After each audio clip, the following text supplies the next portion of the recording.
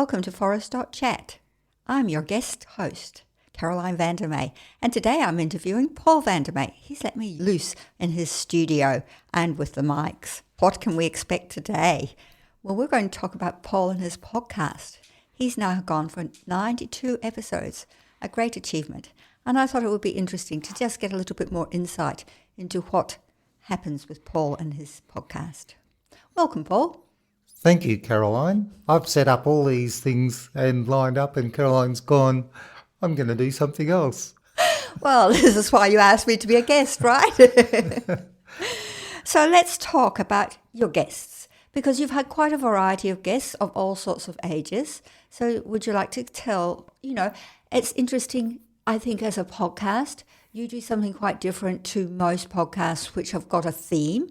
So you have a variety of different people come along with a variety of different experiences and what they have achieved. And I think that's what makes it quite interesting, because we never really know who's coming along. So would you like to have a bit of a talk about who you've interviewed over those 92 podcasts? Yeah, I would. I'd like to really thank all the guests that have come on, both the first year and through 2025. This is obviously the last episode of 2025, so after this there won't be any more to add on to this year's list, but looking forward to next year's list. We've already got a couple of episodes in the bag, so that will be great fun to do that. So during this year, the guests that we've had have been related to a surprising number of different categories of things that people do.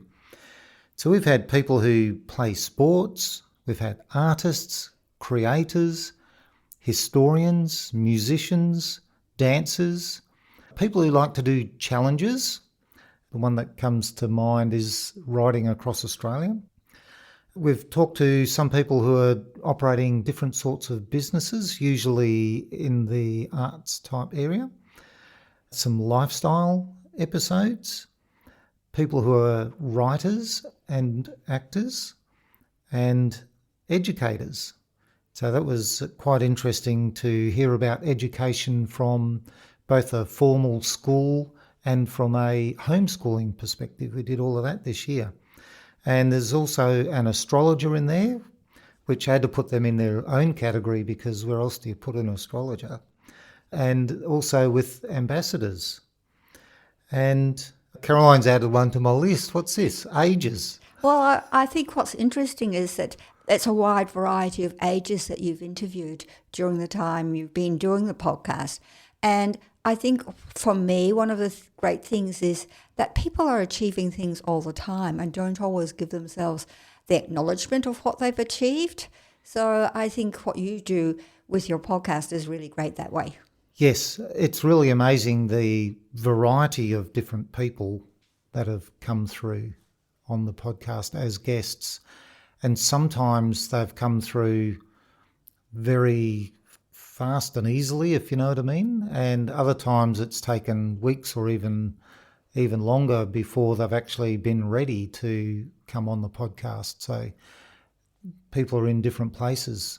And there are some people who have agreed to do a podcast, but who knows when that'll happen. It's like, we'll see. I think it can be quite a scary thought for a person to do a podcast, especially if you're not used to putting yourself out there. A lot of people are achieving things but don't think they're worthy of talking about.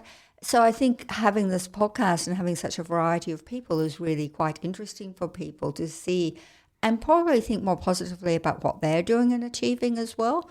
And I think too, a lot of people are quite shy about talking in front of people. But really what I like about how you do it is it's really like having a chat. Yeah, it is very much like having a chat. I've definitely been changing the flow of the episodes, and we'll talk about that a little bit later, but to be even more chat-like in the beginning, I suppose I'm going to talk about it now. In the beginning, I had the strict structure of questions, and that led to a few things that with the change that I'm doing, It's allowed the episodes to be a little bit shorter and a little bit clearer and more easily flowing through the topics. So the general difference is that if somebody flows from talking about what it takes and they go on and start talking about how to do it, that's fine, and we're not going to repeat that. So that makes it quite a bit simpler, and you don't get the repetition that you had. So that's something that I have already changed. I did that at the beginning of December, and that'll continue through the coming episodes until I work out I need to do something different again. So one of the other things that I've liked hearing you talk about is the intelligences, because we often think of intelligence as our mental capacity, and yet there's 9 different intelligences people have, and sometimes we have an abundance of them, and sometimes we have one that we excel at. So would you like to just have a chat about what the 9 different intelligences are? Yeah, so the 9 different intelligences were put together initially by a gent by the name of Howard Gardner back in the early 1980s. And he was dissatisfied at that point in time about the IQ ratings that people were being put through. And, you're only intelligent if you had an IQ of whatever it is. And he didn't believe that to be the case, because when he looked around, that's not what he saw. He saw that people got on and did all sorts of different things. So the 9 different intelligences that he came up with as a scientist, they were, measurable. There are no scales out there to measure them, but what they are different things that are identifiable as intelligences. So the 9 that he talks about kick off with the linguistic, which is the ability to use language, to speak and talk and get your idea across clearly. That's something that for myself is not really the strongest point. I do have to work quite hard to get things across clearly and succinctly. I like to tell stories around them, but hey, that's just how it works sometimes. I often say that you have a story. We're quite different that way, right? Get to the point. So, yes. So but the ability to use language is one thing. And an interesting thing about languages is that initially they thought, well, you're locked in. You did this one IQ measurement test, and that was your lot for life. That's you're locked in. But Howard didn't see it that way. He actually believed that people could actually practice and improve. And when you think about what people do with using words, they do practice and improve. And things like reading fiction novels help you improve your language, improve your communication skills. Even though they're in fiction, they still, if you read enough of it, you still get an idea of how people work from that. And that's through using language to actually identify that. So that's the first one. And the second one is the logical, mathematical type of intelligence. And that one's all about being able to think critically, put things in order, and work things out, like scientists doing the maths, making the numbers happen. Some people are great at that, and some people leave school because of it. And that's really a shame about school, is it's very orientated to those first 2 intelligences. Yes, very much so.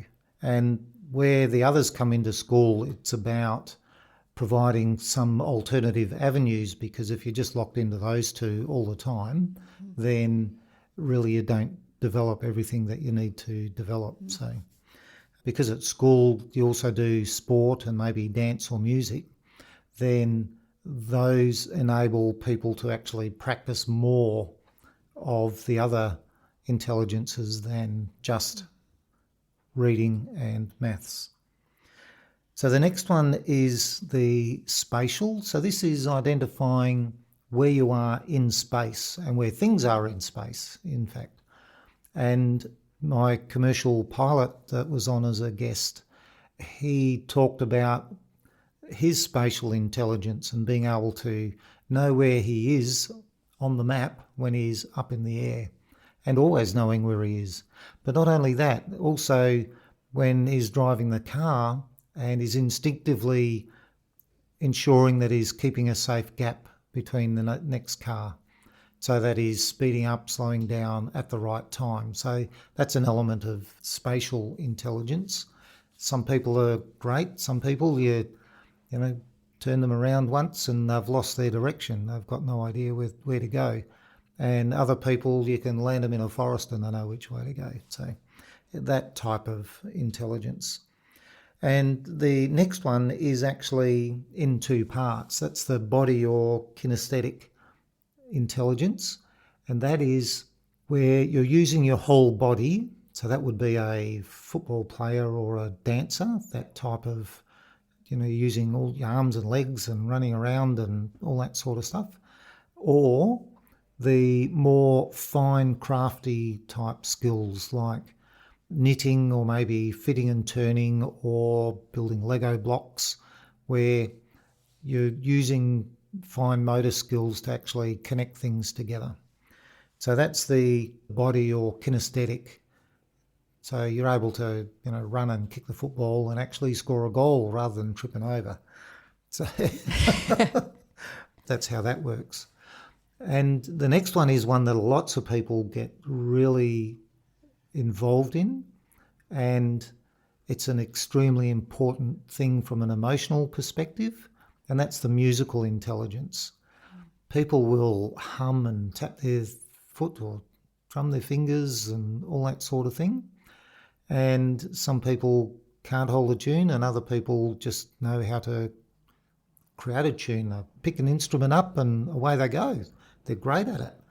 And you go, wow, how did they do that? Well, that's a strong musical intelligence that's coming through there. The next two are actually related to you as a person, where there's the interpersonal. So you've got the ability to bring people along with you, to communicate with people, and I'll say get along, but it's probably more than that. It's the ability to have people come along and be with you, and also to help them feel like they're a part of something, that sort of thing. So it's the connection between you and other people, and some people can do that really well and other people don't. And when those people who don't are in customer service roles, you've seen them, you've felt them. But the other one is the intrapersonal. So that's how well you know yourself. And if you don't know yourself, well, you're well behind the eight ball as to understanding anybody. So if you know yourself, then you know what your capabilities are, you know what your strengths are, you know what you need to work on, and you're comfortable within yourself. And some people are not comfortable in themselves. I'd have to say that with the advent of computers and more recently phones and tablets and that, children are not learning the same way about those two skills. And there's a growing body of evidence that the more a child is given a device to babysit or to stimulate their brain, the less it's actually working for them. And so as a result of that, they're not developing a lot of that intuitive side to know more about what's going on inside them, but they're also not learning the skills to communicate with other people because they're tapping out a message and there's autocorrect and all those sorts of things that are happening. And it's quite interesting how that's changing the up and coming generation. Yes, that's a very big point. And while those children might have specific inter and intrapersonal skills, they're not having the opportunity to practice and develop them to make them better, and in sometimes to make them adequate even to be with other people. Totally, yeah. Yes, so that's a very important thing that needs to be considered. So there's two to go. One is the naturalistic intelligence. That's where people are in tune with nature. When it comes to the garden, you find people who can understand the growing of things. They know when to plant, they just understand instinctively almost how to do that. And I could do with some of that. It's developing. Yes, we're going ahead in great gains, but mainly because there's a low starting base. So the naturalistic, but also comes down to colours that go together and choosing style and those sorts of things. It's about how things fit together in nature. And do they fit together or do they clash? And can you tell the difference or not? So is that where you would put, like some people have a natural affinity with animals? Oh, for sure. You know, like they seem to have a horse and be able to be at one with it, or have a dog, and it's sort of like they get a connection straight away. Yes, absolutely. That's definitely a big part of that naturalistic intelligence.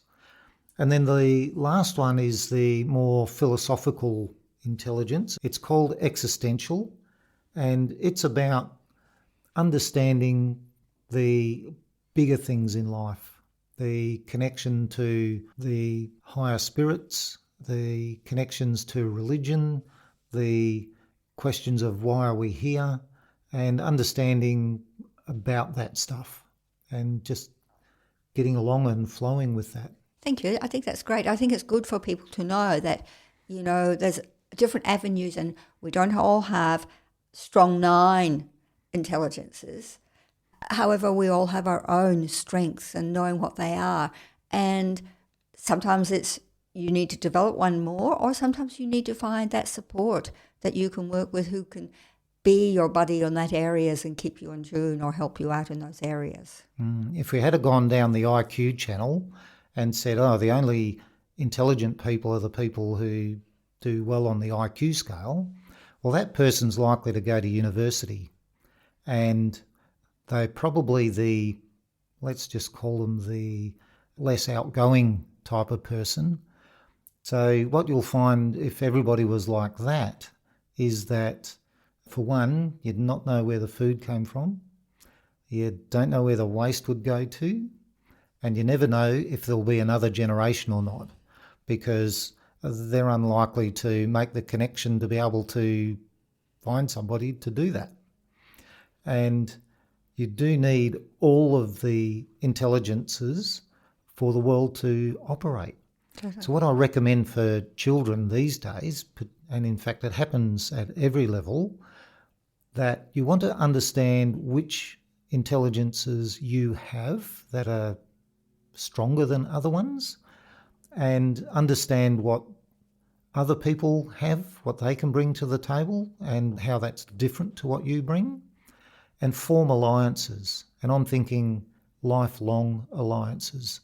So work together rather than apart, so that you can have people that are there ready and able to do all of the different things the group needs to get through life. Yep, totally. You know, you need someone to know about the maths and the accounting and all that stuff, but you just as much need someone who can turn the taps and plug in the electricity bits and all that sort of thing. It's a bit hard to work a computer without the power, and the place gets pretty smelly if you don't have a plumber. This is true. So one of the things that you're big on is looking at your stats and what's happened to Forrest.Chat over the time that you've been running. Would you like to share some of the stats you've collected, Paul? Yeah, I've just collected a few stats there. So we're on episode 92 as we speak. One of those episodes is a trailer, and there were 2 episodes that were non-interview episodes. They were Christmas and New Year last year. And other than that, all of those episodes are interview episodes. So that's an interesting part of the game. It's quite a schedule to find somebody every week to talk to. Now, I use Podbean as a platform to deliver the podcasts, and in 2025, there are about 2,100 downloads of the podcast, and that was up about 20% compared to 2024, and about 1,800 unique listeners, and that's up about 43% on 2024. So that was all very encouraging. I do also use Podbean to deliver the episodes to YouTube, and YouTube is a world unto itself. It doesn't report back figures in amongst what Podbean gets. It basically separates your content away from everything else. And we had another about 460 views, and that's up about 10% compared to 2024 just on YouTube. Excellent. That's great. And I do think, you put yourself in to have a big challenge of having someone different each week, because a lot of people do their own things. They'll interview themselves, which is easy. You can just go, okay, I'm going to talk about this today. You're looking at finding someone new and a different topic each time. So it's a huge kudos to you for what you've achieved in the time you've been doing it. I couldn't do it without heaps of suggestions and conversations from Caroline. So I do really appreciate that. Oh, this Did you person put would that be in the notes? This person would be great to interview. I'm on the search all the time. Thank you. Now, you've written a topic here about advertising, and I know that you've got some things planned for Forrest.Chat that way. Yes. So one of the changes I did when I adjusted the format was basically I did have 2 breaks within an episode. So there's going to be 1 break within the episode nowadays. And I'm going to adjust my advert. That's the advert about my oral history recording service. So that advert will change, and we'll have at least one other advert joining the fray during 2026 as well. So looking forward to that. If anyone has any ideas about who might want to advertise, that would be welcome. And yeah, so the advertising's been an interesting element to how the podcast goes together, thinking about where an advert would go in and all those sorts of things. When I asked the questions formally, it was easy to insert, but I have to be a little bit more thoughtful now about where they go into. The challenges you set yourself. As always.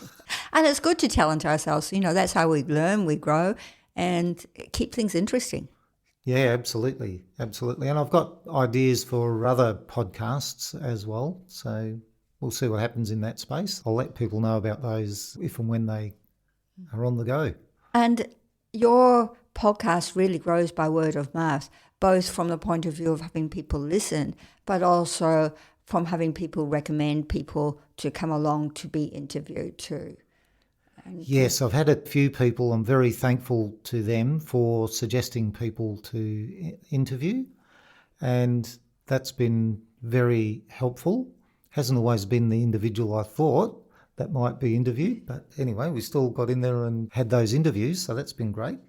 And yes, word of mouth is really the most effective way for people to find out about the good stories that you get out of Forrest.Chat audio podcast. And the other way is to actually be a guest on other podcasts. So people who listen to podcasts tend to either have too many, which is how I used to operate, so you can't listen to all the things you've got, or if you've got not enough podcasts to listen to, then those are people that may well be interested in listening.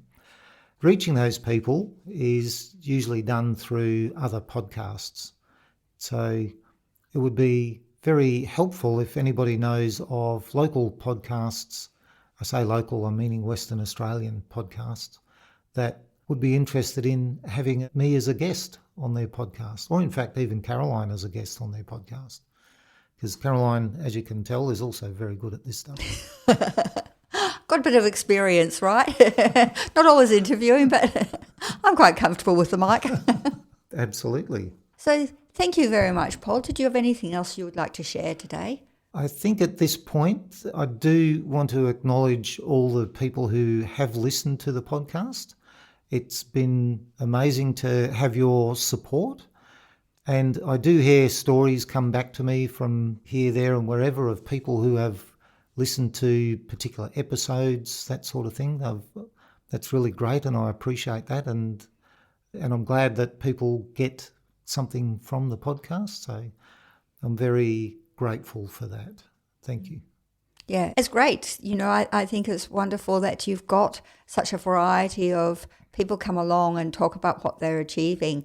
And you always feel good after you've listened to one of your podcasts because people are doing the things they love. And it's great to be able to share that with other people. And you don't know who you inspire by telling your story.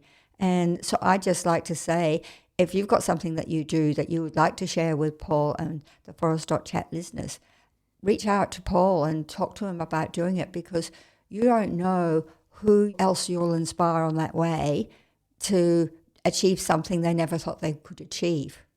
So thank you. Yes, and that's what it's all about, helping other people understand that there is something that they can do. And you never know who's at a block in their life and who's thinking about what else they might do or what they might do different to what they've done in the past, take up something new or try and divert their attention away from something that they don't want. So, yes, it's definitely worthwhile getting on and talking about what it is that you do. Thank you for being along today, Paul, and for your time and for what you do with Forrest.Chat. Thank you to all the listeners today for listening to this episode. And Paul will do the finale about how you can keep in touch with Forrest.Chat because I forget them all. That is not my forte. And thank you for having me as a guest host today because I quite like sitting in this chair. A pleasure. I'm sure that we could get you doing more if you wanted. Thanks, Paul. You've been listening to Forrest.Chat, where we talk about individual endeavour in Western Australia, what it takes, what it means, and how you do it. Caroline's your host today and talking to me, Paul, as the guest today. Remember, there are 4 ways you can get involved with Forrest.Chat. Share the domain Forrest.Chat with your friends and family and people you meet. When you subscribe to the emails, you get advance notice of the episodes and you get a little bit more info about the episodes too. Listen to the episodes at Forrest.Chat/episodes. If you do something interesting or other people might find interesting, book an interview at Forrest.Chat/interview. If you want to support a small business, book an advert at Forrest.Chat/advert. I'm looking forward to joining you with our next guest. Until then, enjoy making it happen.